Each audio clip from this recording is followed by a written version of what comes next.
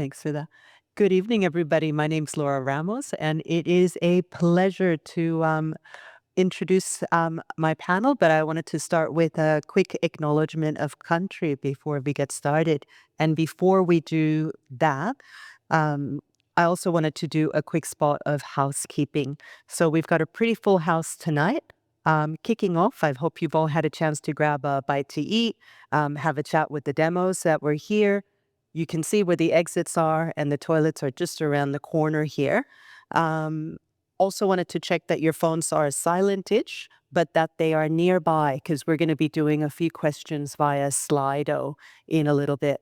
So, Yutong, just so that people have a chance to see the Slido, we'll just switch over so you can see the QR code.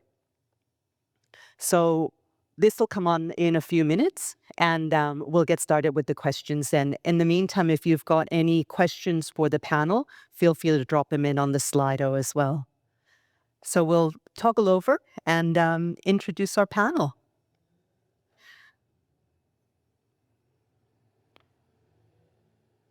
And I forgot to do the acknowledgement. So perfect timing. So I do want to acknowledge that we are meeting on Gadigal land. So we're on the lands of the Gadigal of the Eora Nation.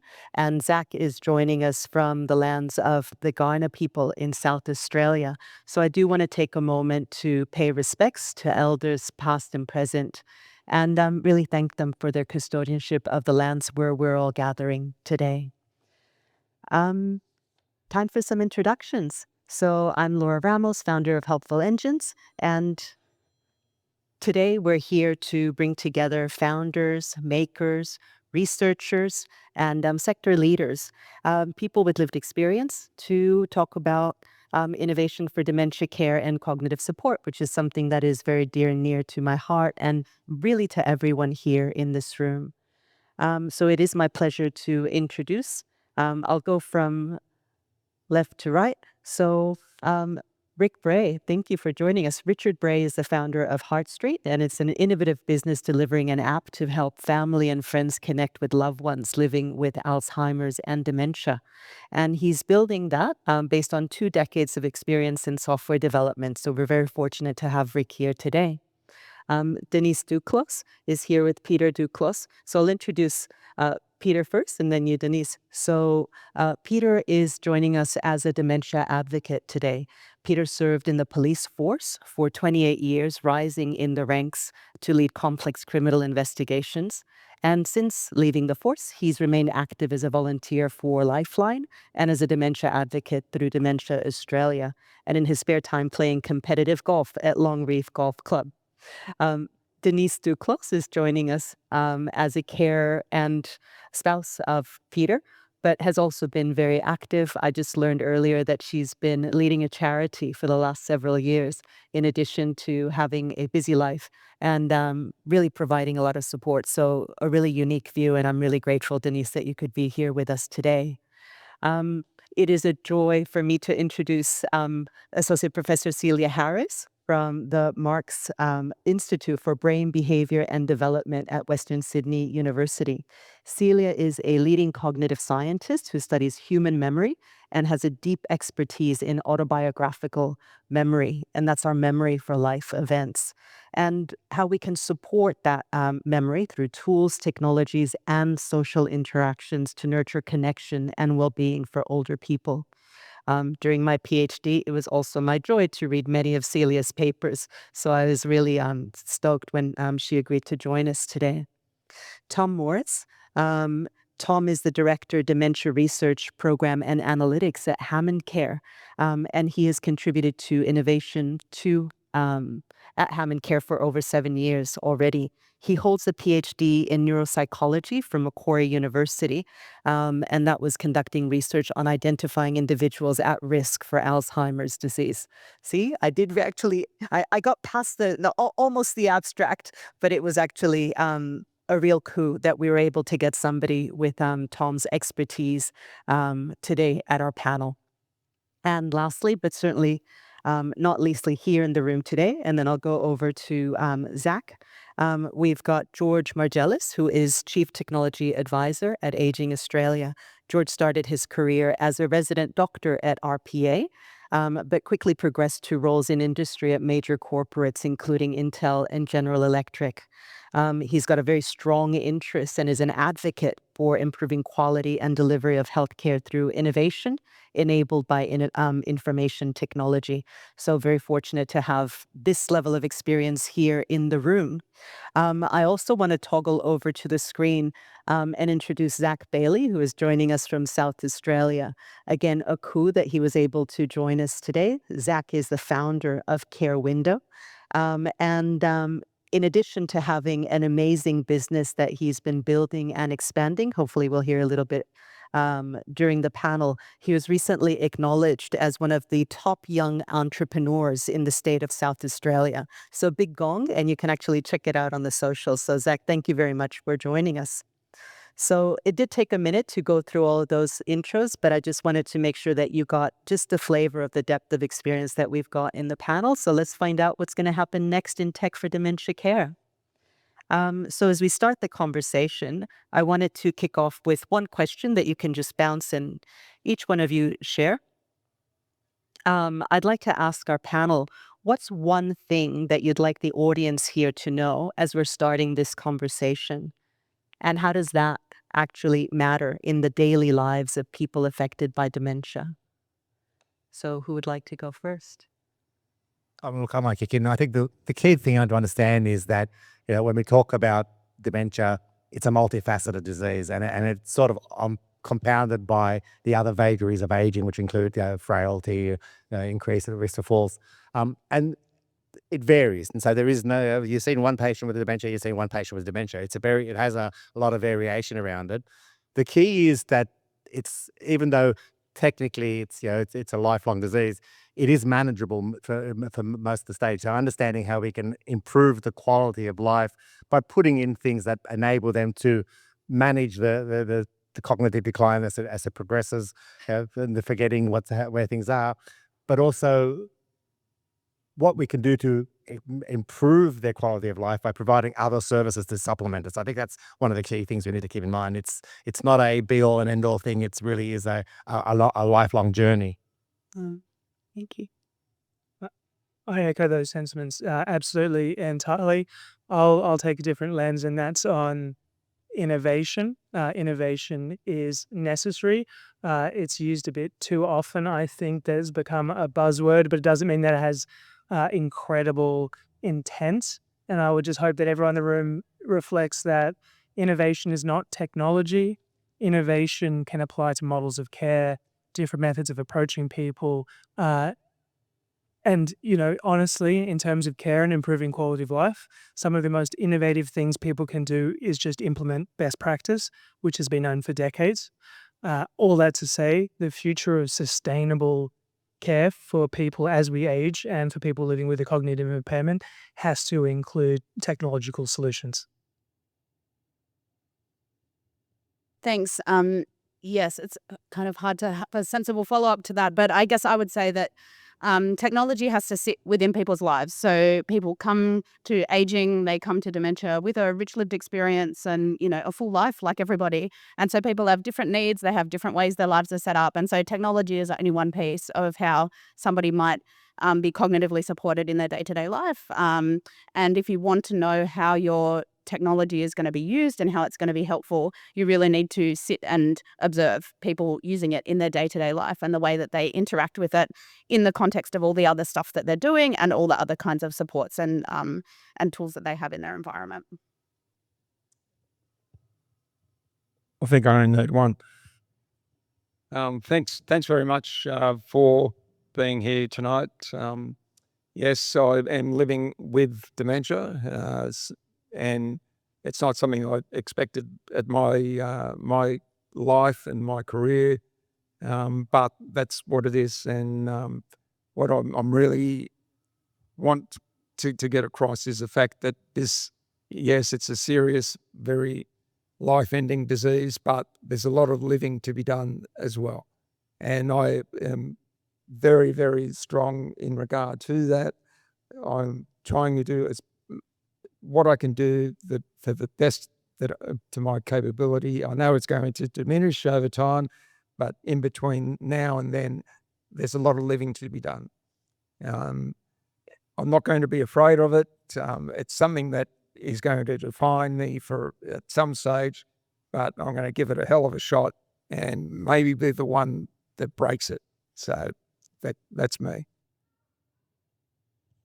I would just like to say that it's very much a team effort, and Peter shouldn't have to struggle on his own. I'm very involved. Our daughters are, their partners. It's very much a team effort to try to make our lives as fulfilling as possible. And I think that we're doing a pretty good job of that at the moment. Yeah. Thank you. Thank you so much for organising this event. And I just probably to add to what everyone's mentioned there is probably that what we experience is that everyone's very unique in their requirements and needs and wants, and that with that uniqueness, people are unique too. And so with those two facets kind of combining, there's a lot of different requirements when you're trying to design technology and design innovations for people in this space. And so that's just probably just start adding some complexities into the difficulties in designing and creating systems that help people in this space. Should we move to Zach? Yes, please. Sure. So I'll grab the virtual microphone. There we go. So I'll probably just add to that, to what all my peers have said. Some of the learnings we had around dementia with family experience with Dad. And one of the things that really stuck out to me was the good days and the bad days. And any approaches that are taken to help manage need to be able to adapt. It's not just about supporting the bad days, but it's about not getting in the way of the good days. One of my favorite advocates on this talks about post-it notes they had around their house. They don't need their post-it notes on their good days to prompt their memory, and seeing them around the house makes them feel safer about when their bad days might come up. So I think as a technology designer, we often sometimes overlook that technology and solutions can often be simple, and simple can be impactful. So we're designing to manage a complex case, and sometimes a simple solution can be very strong. So yeah, that's probably my thoughts that add to that. Thanks for that, Zach, and to all of the panel members. So we're kind of starting to hit a lot of the things that I was quite curious about. And what I wanted to do is to turn it over to the audience and hear from you. So I just wanted to take a moment to just check, what do you think? So we'll just switch over to the Slido. And apologies to Zach, you won't be able to see the question, but you can follow on the QR code as well. Because technology doesn't exist in a vacuum. I wanted to ask, when we design technology for dementia care and cognitive support, who should we be designing for? And I think we've heard a few things from the panel, but what do you think?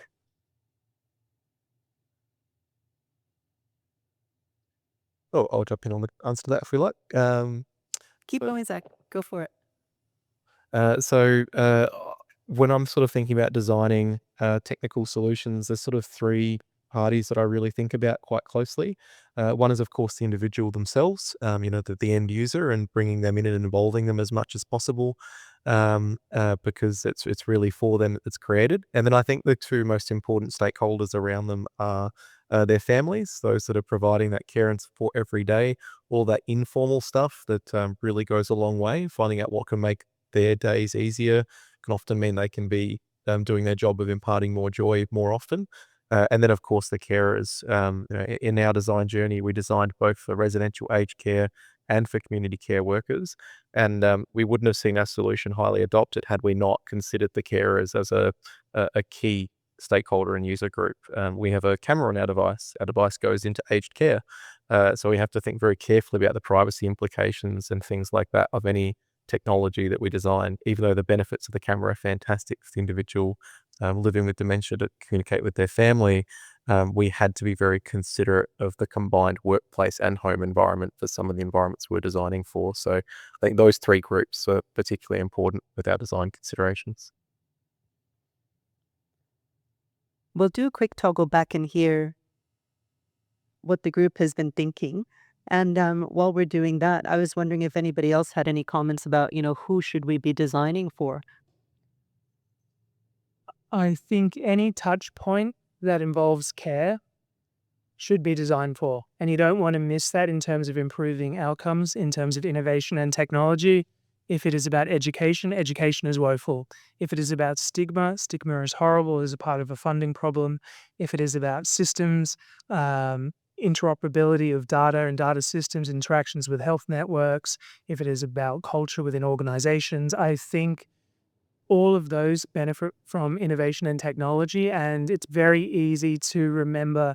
And obviously, the person should be at the center of everything and should be considered from day one. The person, their family, formal carers and systems and supports and community and their lived environment. But there are many other touch points where change can occur. Yeah, and I think the other point is to remember that the end user is lots of different people as well. So, people with dementia could be people living alone who don't have families, and that's an entirely different use case from people who have a close network of informal carers. So thinking about what are the different priorities that people might have for supporting their own care, that's going to look really different for different people. People with dementia might be somebody in their 60s, there might be somebody in their 90s, and those look really different. Aged care looks different from care at home. So it's understanding that people with dementia, older people, are not a homogenous group, and they're people who come with really different needs, really different priorities for what they want to be supported with. And your product, your design might be only useful for a segment of that group, and that's okay. So yeah, thinking about who it's useful for and what it's designed to do. Yeah, I mean, from my perspective, one of the key things is separate the solution from the interface. So the solution itself has to have multifunctionality, so it suits the various parts of the who's involved in delivering care or in receiving care. But the interface needs to be specific to the person who's using that particular part of it. So for a consumer perspective or someone with a cognitive decline, you need a simple interface. But for a clinician, you need a detailed interface with lots of data. The key being, of course, that the data needs to be shared across that whole sector. So what you don't want is a whole bunch of separate siloed solutions that don't talk to each other. You want a solution that's sort of centralized with various interfaces depending on who's going to be accessing it at any particular time. I'm just going to jump in on that point. The best way we should have probably asked this question was when we design technology for dementia care and cognitive support, who should we be designing with? That is extremely important for successful innovations. So I think there should be sort of introduction to, assistive devices and user-friendly technology as early as possible, because once a person starts to lose touch with technology, then that's it. Then it's going to be harder for them to learn something new. So I think the earlier that you introduce something, the better, because then they're likely to keep using technology for longer. Yeah, and we've found with the app that we've made that it's important to have that ability to switch on and off features, to dial up and down features, and to change settings as required, and not necessarily the person using the app itself. It could be someone supporting them from remotely from their phone, and we found that to be really helpful in those situations to be able to do that. And I'll just jump in and say a final thing as it comes to mind, is when you think about designing for people with a cognitive impairment or living with dementia, recognize that a lot of the time good design for them is good design for everybody. 100%. And we've all experienced that, I think, if you go to a hotel room or a hotel and it's extremely dark and you can't find your way to the lift, or you go to the bathroom and there's like 4 different sensors and it's impossible to use, or you get a HelloFresh box and the font is like size 6 and you can't read it. 100%. So we've kind of greased the wheels to that question of what's next. And then first thinking about the challenges and also the opportunities, because I think there are many reasons to feel hopeful, and hopefully we'll get to that. But from the perspectives of our different members of the panel, did you want to zoom in on some unmet needs? So what are the unmet needs for people living with dementia and for the people within their circle as well, the care partners? And if you want to be bold, what technologies should we be deploying in response? Do you want me to? Do you want me to jump in? So I guess from a unmet needs perspective, for a loved one, maybe living with dementia, there's a myriad of unmet needs. I think, and some that we've witnessed around maybe sometimes isolation again, depending on their circumstances, if they're living at home on their own, and there's maybe sometimes there's sort of agitation as well can come up for my mum. She was diagnosed with mixed Alzheimer's and vascular dementia when I was 28 years old, and she was very lonely, had a lot of isolation and a lot of difficulties in that space. So I think from a provider's perspective, the unmet needs maybe can be about what's happening between visits, like between maybe home visits if the person's having home carers come in, and also, or even in a residential space, it's you can't always be there, and I think there's a big unmet need of what's happening for that person when people aren't there. And from a carer's perspective, I think there's a lot of unmet needs around information overload.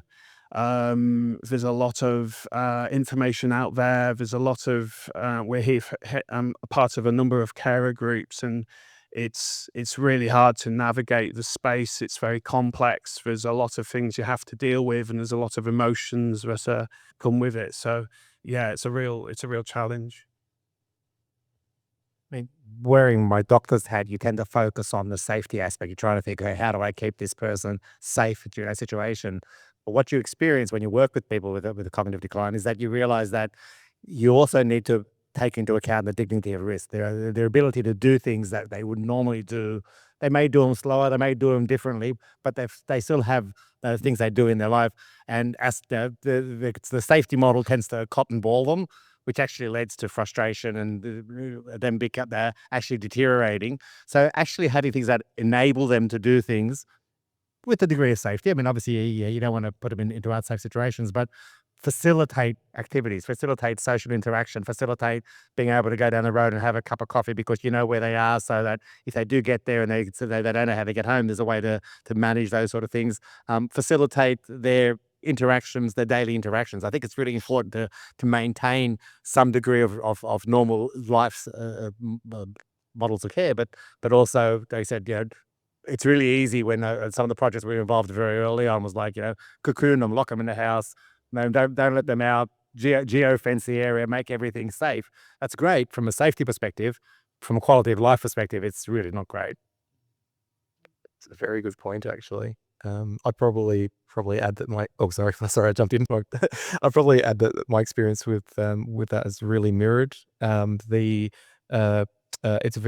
approaches at the moment are very clinical. They're very like symptom and safety management, and that's kind of the information that families get as well. Is this is how to know what's happening, but you don't get much information about how to enrich and continue to enrich somebody's life.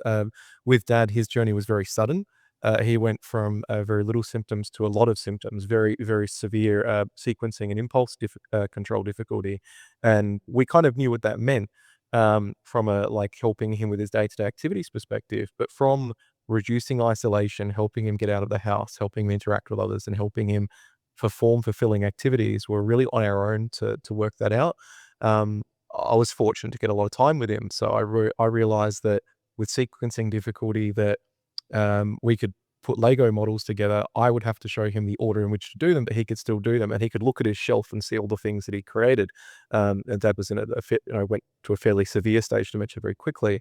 But I think that there's no real information out there that says this is how to structure, modify, or adapt activities, approaches, social settings to really suit somebody to be able to continue to enrich their lives. But when you get that right, that's the difference between someone surviving and thriving. Like the differences we would see in Dad between the days where he was just being cared for and the days where he was having an enriched day and enjoying his activities were night and day. And in fact, he would the following days not just be happier, but it would lead to more of the good days cognitively as well. So I think that's sort of a gap we see beyond solving the problem of isolation. It's making sure that the moments together are kept meaningful and that families and carers around them are going to adapt their approaches to maintain that meaning. 100%. I'm just going to toggle over to the Slido because I think this is kind of leading to another question that I wanted to ask of the audience. And this is that all right? Yeah. Okay. So we'll just toggle over to the next and go to the next question. Awesome.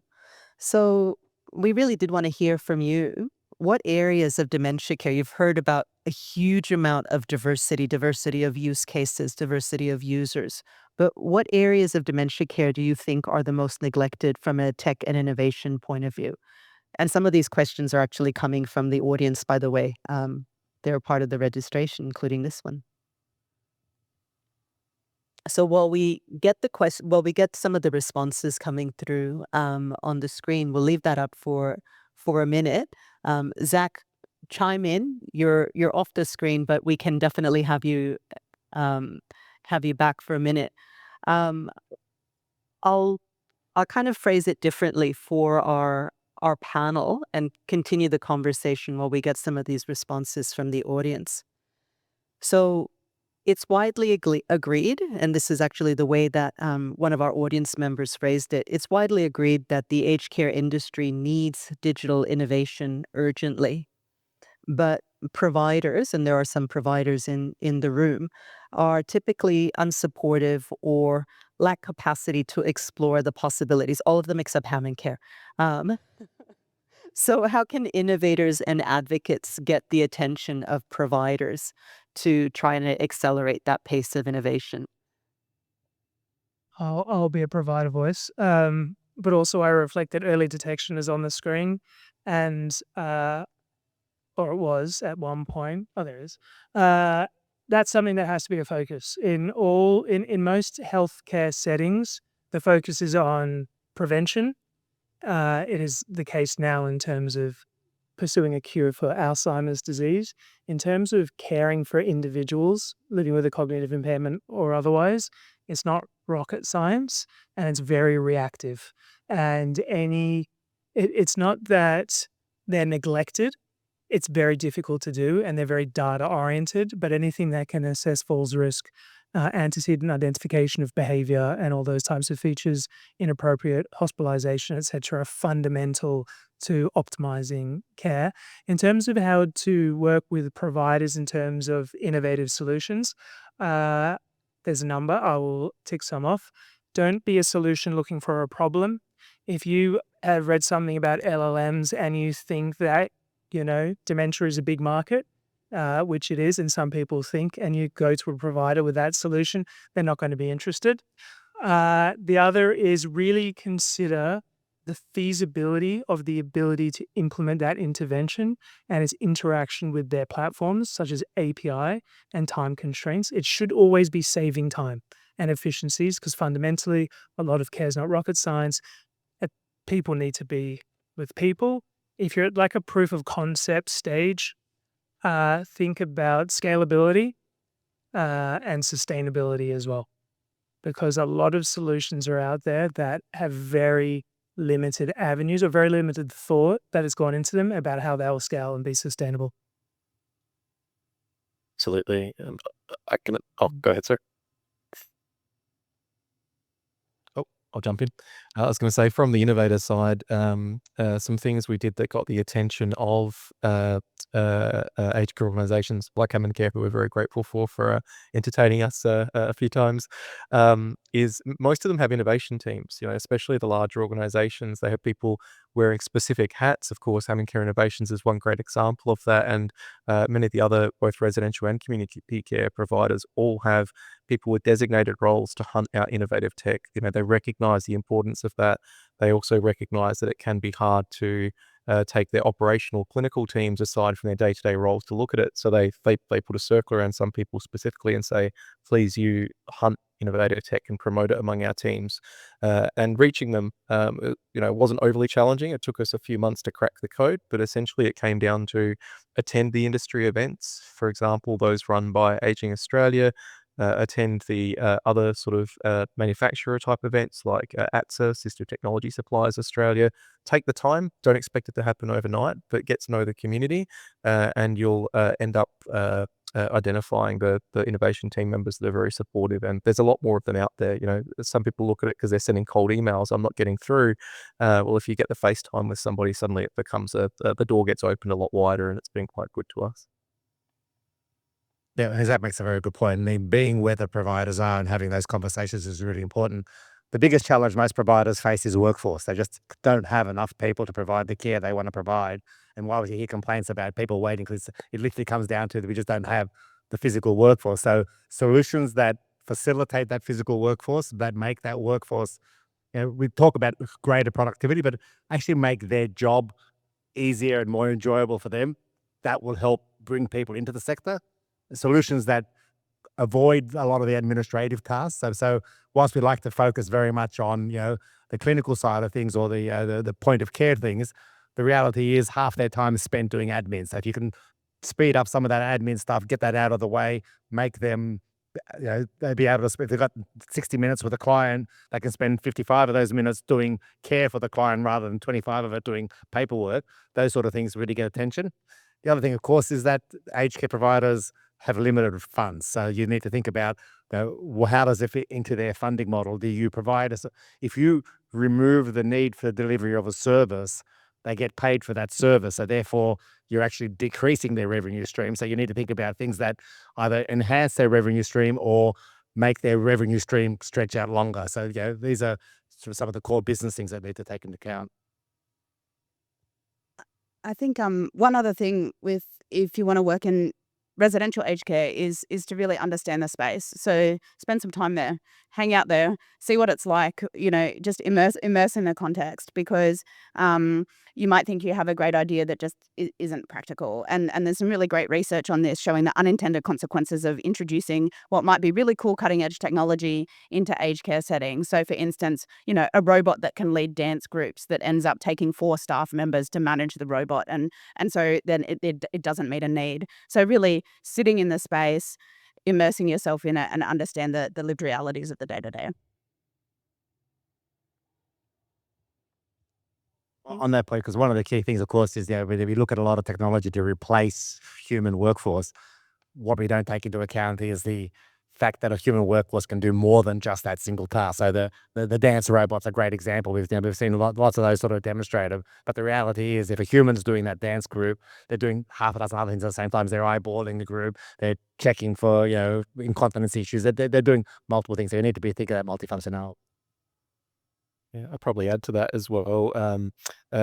If you've got technology where you assume your business case is going to rely on reducing headcount in aged care, a lot of headcount it's regulated. There's a certain amount of carers that are needed to supervise certain groups of people at a certain point in time. So I think to George's point earlier, it's more about making so that people can do more in their day and that the humans can be more effective and care for more people, rather than reducing humans in the loop. I've seen a few technology solutions that go down the angle of we're reducing humans in the loop, and they hit regulatory barriers pretty quickly.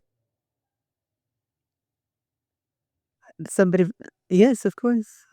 So I've read in aged care.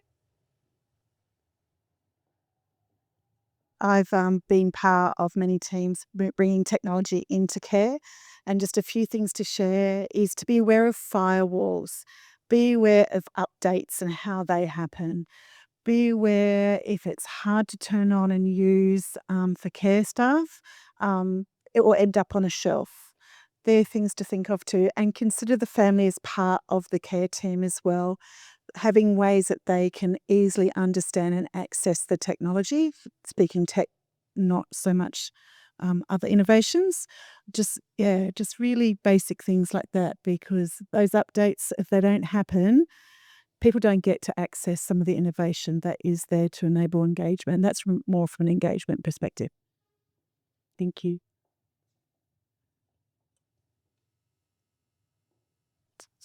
So I noticed we're moving pretty quickly on time, and I had one more question for the audience. So I'll toggle over to the Slido and just ask the last question so that we can give the panel a little bit more time to speak. So I wanted to start moving us into opportunities and what you think that next wave might be.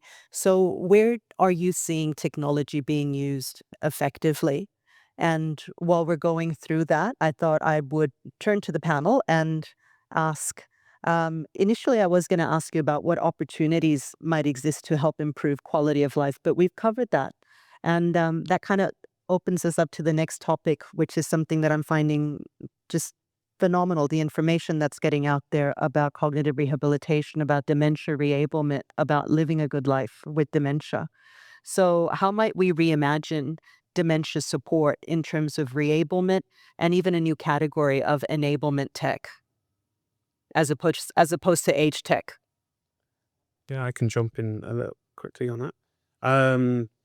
So with re-enablement, I originally designed the system, but we've created for my mum, and she, like I mentioned before, I was 28, and she was diagnosed with mixed Alzheimer's and vascular dementia, and she couldn't use her phone anymore, and she wasn't using a tablet, and she wasn't using a laptop. But using an app which I created for her, she was actually able to reply to a message on a specific app that I made for her on the first day that she used it. So there's a sort of example there of enablement. And we are also seeing that even when people can't necessarily act and use the maybe the device themselves, it's also helpful to be there in place, because it's programmed, say, like with a music button for the favorite music that the loved one enjoys, and that's can be pressed by anyone ultimately. Like, it doesn't have to be pressed by the person themselves using the device. It's still helpful to have those sort of playlists and enjoyable content there for that person. Well said, Rick. I'd probably oh, sorry. I might add to that as well, which is I guess to talk about the next wave. It's not going to be dancing robots, so to speak. It's going to be small improvements that make day-to-day tasks easier and remove road bumps. So there's less of those upsetting or challenging moments through the day. It can be as simple as having some sensors in a room and then a screen outside the door that means that the care staff don't have to go in and wake someone up when they're getting good rest. Can be pretty hard to achieve that good rest sometimes, especially with a lot of anxiety and a lot of changes. And so something as simple as I can see a light on the door means that person is asleep. Now is not the right time to go in can make a big difference. Helping someone be at home and feel safer and more independent, definitely to Rick's point as well. So one of the technologies I've seen emerging is around smart doorbells. So when the door rings, giving those prompts, it's someone you know, it's something safe. This is the right time to open the door versus this isn't the right time to open the door. So they can feel more independent even when a carer can't be there all the time. And I think also some of the innovation around technologies can be more about social constructs. So, less about technology ruling the day and saying, oh, this is what you need to do here, this is what you need to do there, and giving them all the reminders. That's the technology that's here now that solutions like Rick's do a great job of. But I think then the next step that we're likely to see is around coordinating social activities or coordinating telehealth. For example, not just having someone round paid for by a home care package to get the gardening done, but organizing for a group of people to go to someone nearby's home and they do the gardening together with a facilitator. So it's that active activity. It doesn't, the level of technology innovation required to get to that point isn't huge, but the difference it will make in people's lives is massive. And I think those small steps are what we're likely to see coming next, rather than, an avalanche of gadgets. So one of the challenges we face is when we think about people with cognitive decline, we focus on their cognitive decline and neglect the rest of the person. So the reality is physical re-enablement actually provides them with a lot of support and slows down the development of cognitive decline, but also provides them with tools to be able to manage part of it. The other thing is making sure we ensure that the communication models are still in place. So again, we tend to think about someone with cognitive decline doesn't know how to communicate. No, they still have a strong desire to communicate. We just need to probably change the way we do communicate, whether that means we speak slow or we use more visual cues, but also technology tools which enable that asynchronous communication, because often it's that fast synchronous communication becomes a challenge. So we have tools that enable us to communicate asynchronously, and we use those a lot in industry. I mean, we use Slack and Microsoft Teams and those sort of tools to communicate. We can also use those with people with cognitive decline so that they can keep up with the pace of communication. Yeah, I think for me, that the hardest thing is to get across the gulf that I've got in my head when I try to talk, and the effort that it takes to do that. It may not seem it from the outside, but certainly inside, the cognitive issues are mind blowing, and it takes so longer for me to, even though it might only be a matter of seconds, it feels like it's hours to be able to get across what I want to say, to be able to know what the next word or the next sentence or the next thing is going to be, because it will just disappear, and it might come back a day later. Oh, that's right. That's the word. That's the point. That's what I wanted to say, but everything's gone by then. So give people the time that if you are in that situation on the other side, that let them and be able to give them the space, give them the time, and you'll get a much better. Certainly for me, it would be a little bit less, hard for me if someone else starts to especially starts to finish my sentence, because I might know, might want to say something else.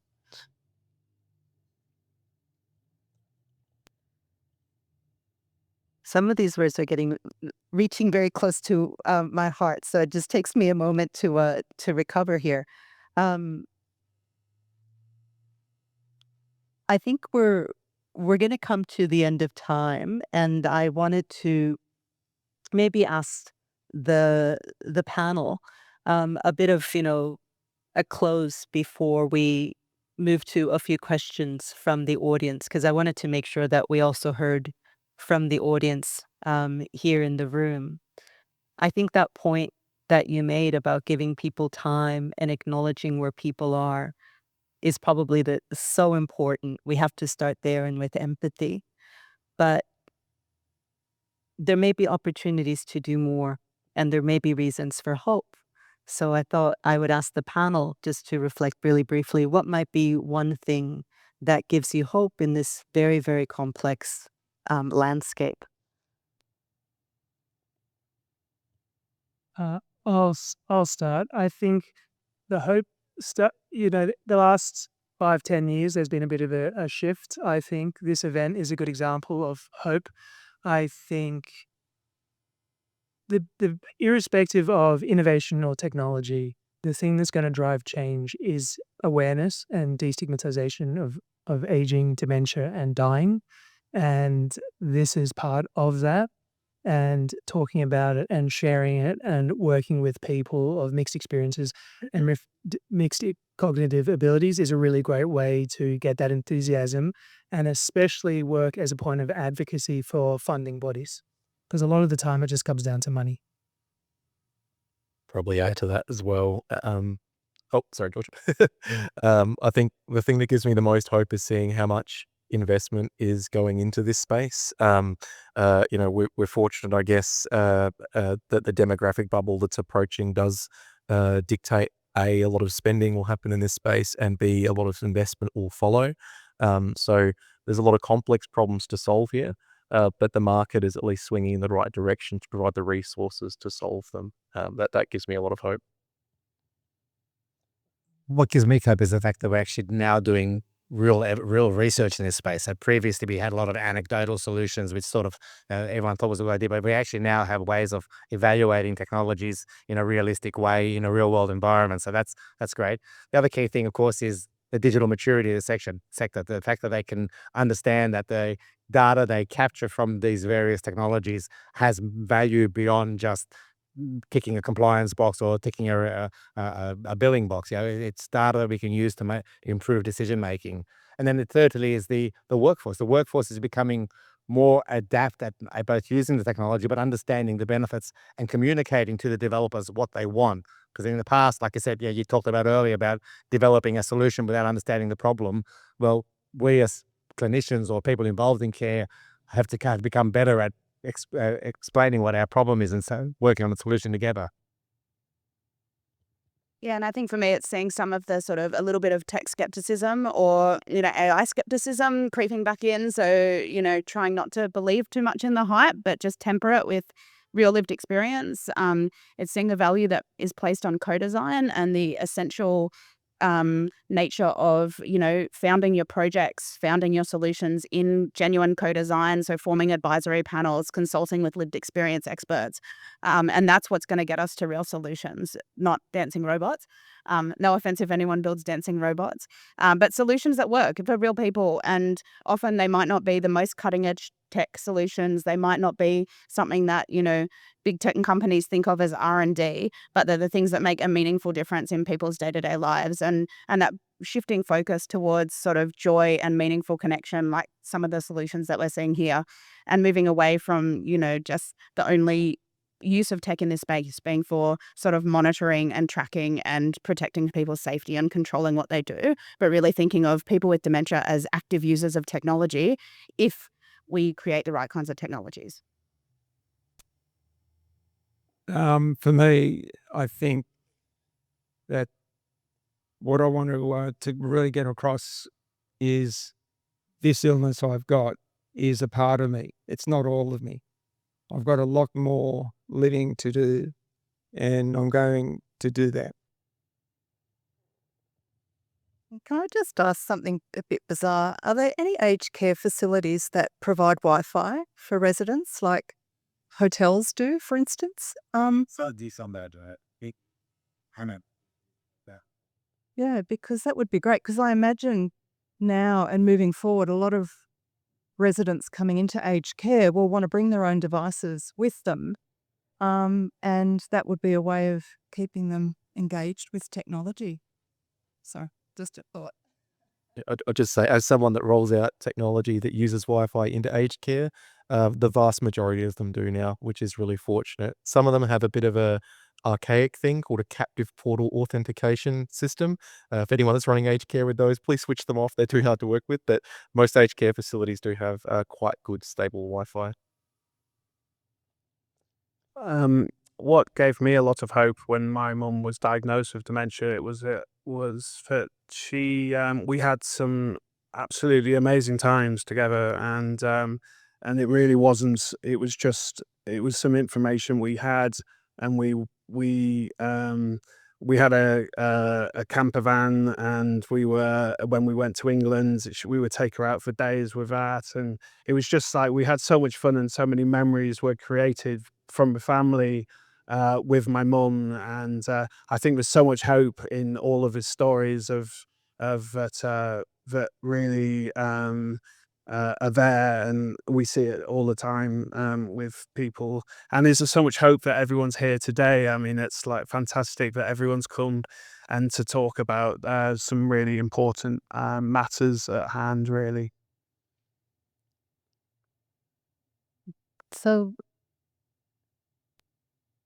That's excellent. I thought I would actually just pause for a moment and just check if there were any questions from the floor here. Tej, we might pass one of the mics. Is that all right? Sure. Thank you. Thanks, Jess. Hi, my name's Tejwant. Thank you for acknowledging the aged care workers. Thank you. That's a really wonderful thing. Today, what I have heard, sorry, got to put my glasses on. Can't see without that. What I've heard is that we need a solution that connects families, carers, medical professionals. We need a solution that helps us to find the unmet needs of the person living with dementia. We are saying that we need a solution that's not a clinical solution. We need a solution that's a non-pharmacological solution, right? We are saying we need something that makes life of everyday person a little easier. Yeah. What we haven't said is the carers coming from a different culture and looking after the persons living with dementia. What we haven't said is bridging the gap. What we haven't said is changing the perspective of the carer who is looking after the person living with dementia. Right? Talking about everyone who's looking after them. Talking about whether it's the daughter looking after the dad, whether it's the husband looking after his wife. On top of that, what we haven't mentioned is the reliance on restrictive practice, right? What if I told you that I've built a solution for that? Not to identify who has dementia, not to identify that. For those who have mild to medium type of dementia, it probably won't work for them. But those who have medium to severe dementia, in those cases, if there was a solution that would help you understand who this person behind dementia is, something that helps you connect with them, something that helps you to see and get educated on right now what's happening. What could be happening that's causing that problem right now? Something that would then help you make a better connection with him. Whether that's changing your perspective to understand that, yes, I've been a husband to this beautiful wife for the last 45 years, and today I've got to become her brother. Why? Because her brother is her anchor. Why? Because she's forgotten who I am, and now I have to be the brother.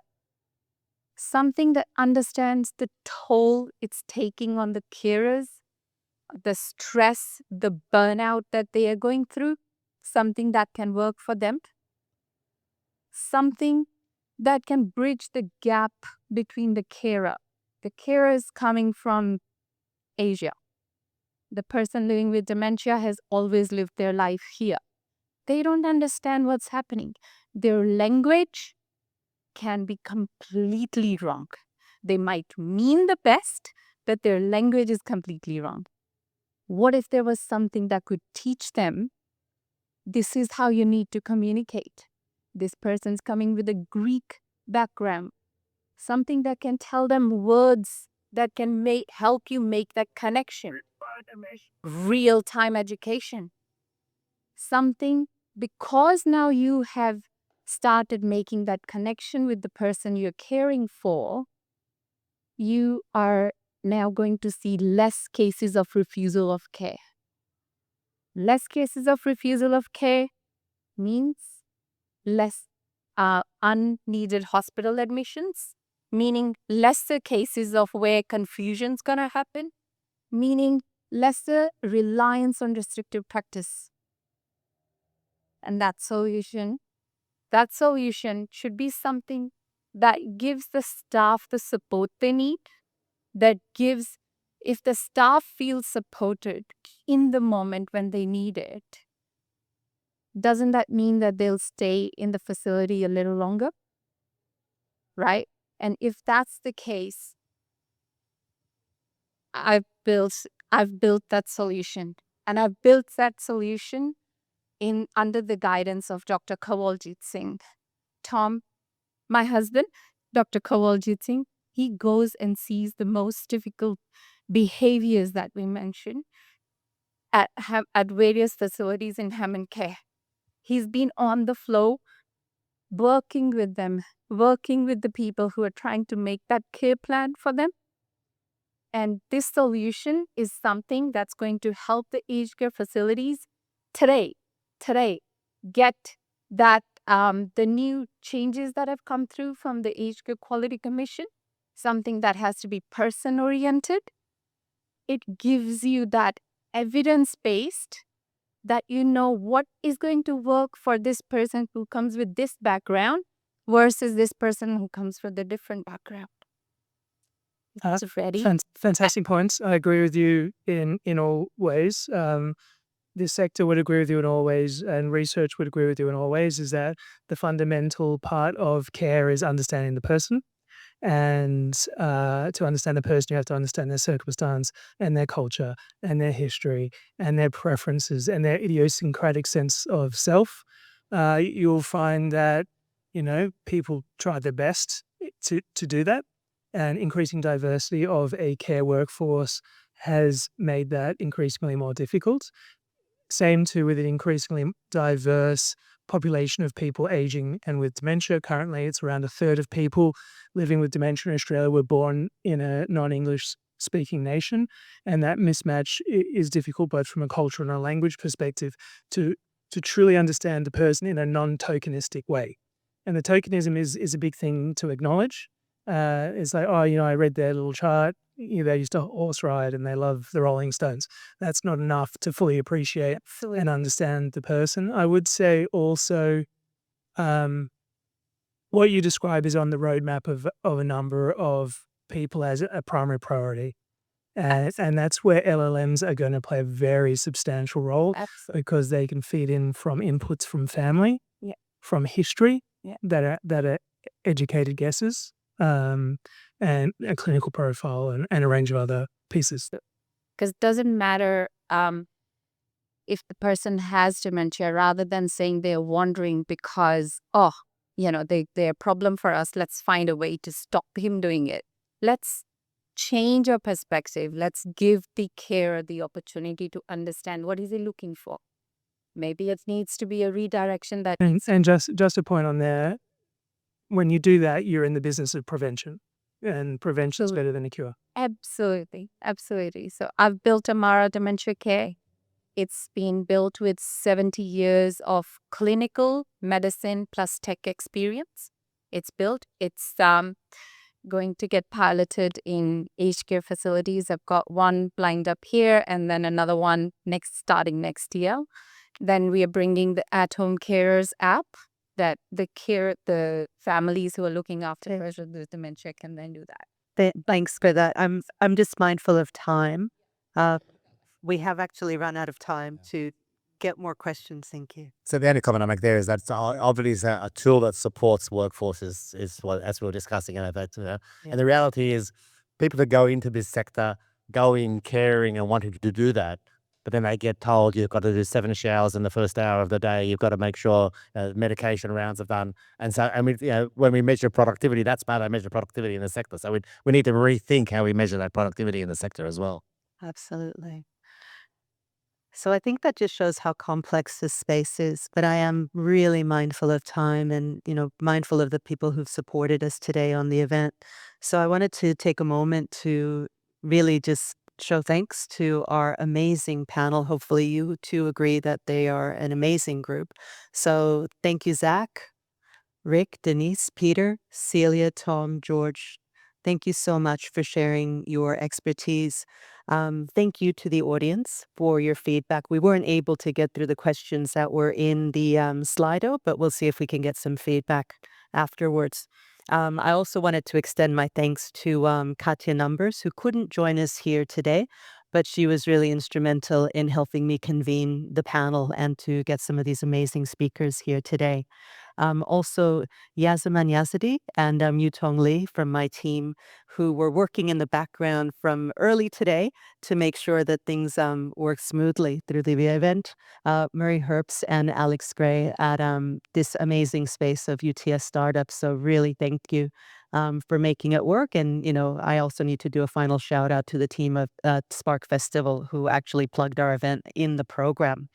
So I think I've given my special thanks to you guys. We couldn't have done this without an audience, and really thanks to everybody who submitted feedback through the event. Genuinely, I hope that this is the start of many conversations. I feel like we couldn't finish the conversation in the room. So when I do a ping back to you, I may ask you if you'd be interested in doing a similar event in the new year. And hopefully we can continue a lot of great conversations to have some amazing impact. I don't know if we're going to have time for any networking after the event because I think we've kind of maxed out our welcome and there's some really good folks that need to get home tonight. So good night to everybody and hopefully we'll get to keep the conversation going. Thanks.